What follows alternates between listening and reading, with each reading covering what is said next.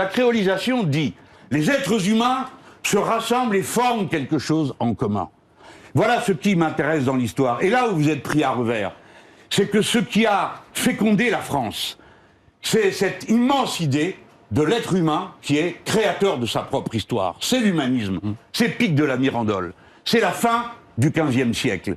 Mais voyez-vous, avant la fin du XVe siècle, parmi les idées qui ont nourri cette idée extraordinaire, eh bien, il y a une féministe, la première du monde, la première qui écrit, Christine de Pisan, au début du XVe siècle, et qui dit « les femmes sont les égales des hommes ». Ce jour-là, c'est une révolution intellectuelle, parce que ça va contre toutes les évidences. Voilà de quoi la France est l'héritière. Elle fait le pari continuellement de l'humain.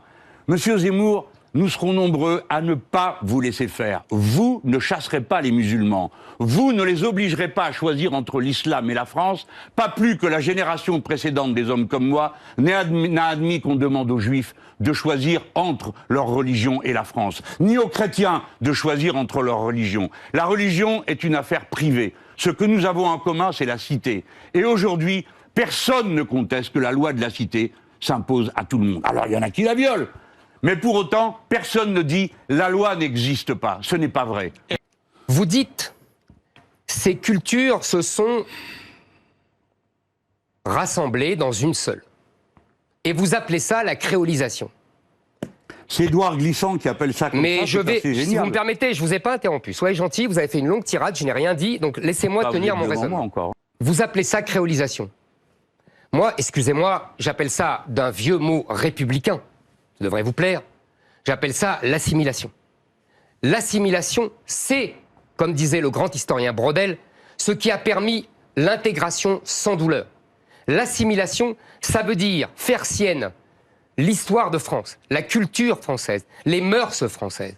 Ça veut dire devenir français, s'habiller comme les Français, donner un prénom français à ses enfants. Ça, monsieur Mélenchon, c'est s'assimiler.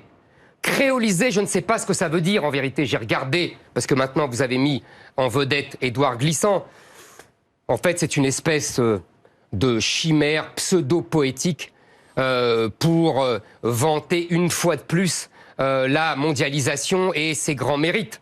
En vérité, votre Édouard Glissant, c'est un Alain Minc martiniquais.